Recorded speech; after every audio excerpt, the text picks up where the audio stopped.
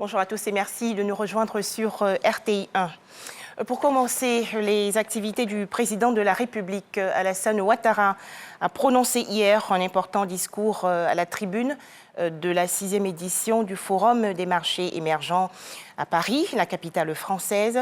Le chef de l'État ivoirien a présenté la situation des États africains. Plus de détails dans le journal de 13h. La France a un nouveau Premier ministre. Elisabeth Borne a été nommée hier à la tête du gouvernement français. Elisabeth Borne, 61 ans, et issue de la gauche, devient ainsi la deuxième femme après Edith Cresson à accéder à cette fonction. Plusieurs chantiers, notamment celui des retraites, l'attendent.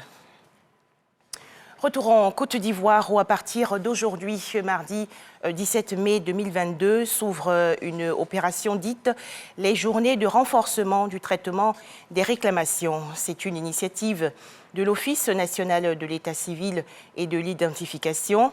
Les services mobiles de l'ONESI sont sur le terrain pour recueillir toutes les informations en vue des réclamations portant sur la carte nationale d'identité. Toujours en Côte d'Ivoire, la Cour des comptes abrite du 16 au 20 mai prochain la réunion du comité de pilotage chargé de la supervision et du contrôle technique des travaux de l'espace UEMOA.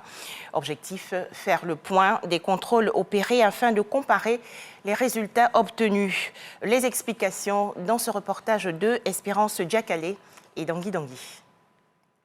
Améliorer la gestion des finances publiques des États membres de l'Union économique et monétaire ouest-africaine UEMOA, c'est l'objectif de la réunion du comité de pilotage chargé de la supervision et du contrôle technique des travaux de l'espace communautaire. Il s'agit de faire le point des audits réalisés dans chaque pays membre et de les examiner afin de comparer les résultats obtenus. Nous avons une même loi organique portant loi des finances, que nous gérons nos finances publiques selon les mêmes règles. Nous devons contrôler donc l'exécution de la loi des finances de la même façon. Et nous ne travaillons pas à l'aveuglette, nous avons des guides.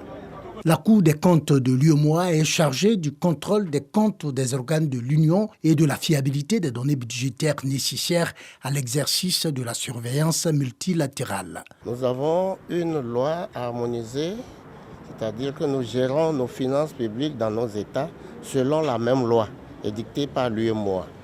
Donc il est normal que le contrôle se fasse aussi de la même manière. C'est pour ça que les cours des comptes ont initié la rédaction de textes qui doivent présider à tous les aspects des contrôles des cours des comptes. Au sorti de ces travaux, le comité de pilotage devra proposer l'adoption finale du guide de vérification à l'usage des cours des comptes des juridictions financières de l'Union économique et monétaire ouest-africaine, UEMOA.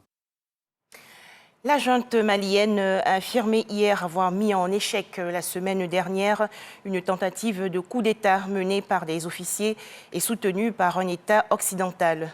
Le communiqué, lu à la télévision d'État, ne donne quasiment aucune précision sur ce qui se serait produit. Le document fait état d'interpellations sans plus de détails et indique aussi que les contrôles ont été renforcés aux sorties de la capitale malienne Bamako et aux frontières.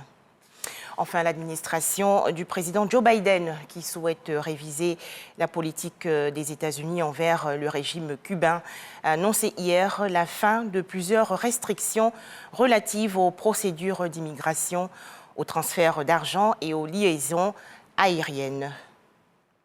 Voilà, c'est la fin de ce flash d'information. Merci de nous avoir suivis. À 13h, le journal de RTI 1.